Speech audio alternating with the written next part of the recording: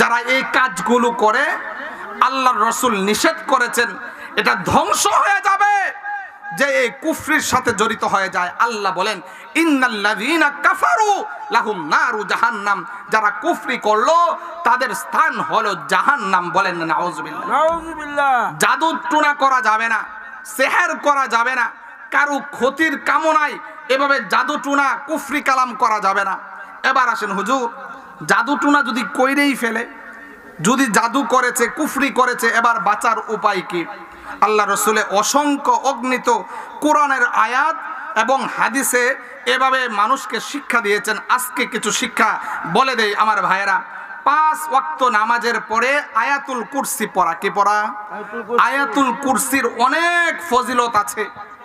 এই আয়াতুল কুরসিটা শয়তান সাহাবীদেরকে শিখাইছিল যে আমাদের যে কুফরি যত জাদু টুনা আছে, যত জিন, যত শয়তান, যত জাদু টুনা যা কিছু আছে, জিন্নাতের মধ্যে আছে কি নাই?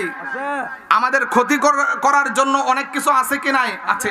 জাদু টুনা যা কিছু আছে, এই একটা মাত্র মন্ত্র যদি তোমরা পড়ো, আল্লাহ তোমাকে সারা দিনে পড়লে দিনের বেলা, রাতে পড়লে রাতের বেলা আল্লাহ তোমাকে রক্ষা করবেন। বলেন না সুবহানাল্লাহ।